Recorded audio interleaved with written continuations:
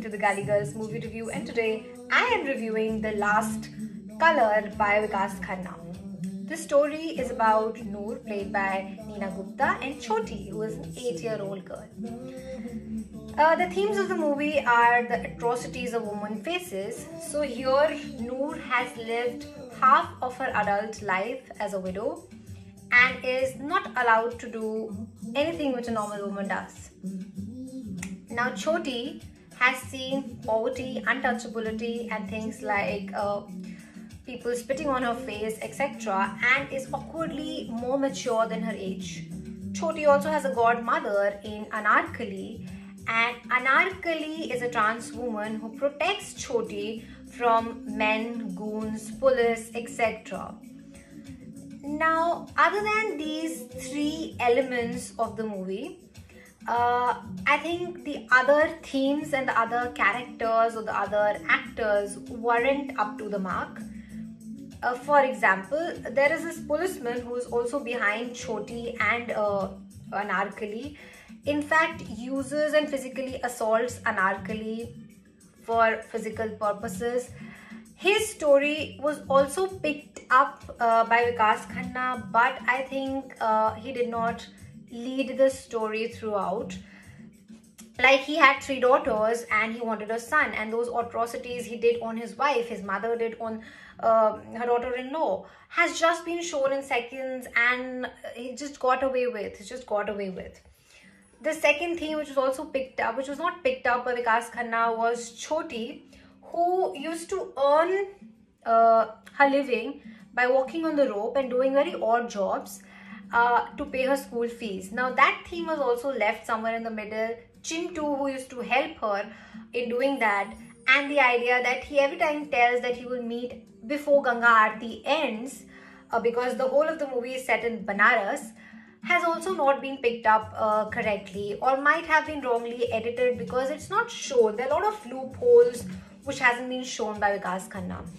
Now, I think Vikas Khanna is a phenomenal writer because the themes, the story, the questions asked, the idea about women atrocities have been beautifully brought out.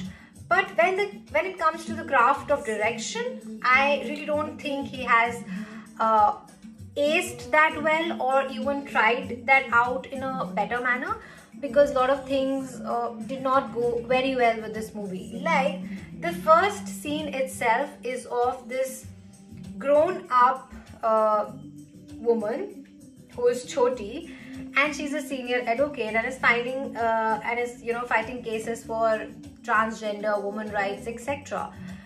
But the first 10 minutes where that particular scene is shown of her fight, and she's winning and media trying to cover her, she's being there on all the newspapers, etc., itself seems fake.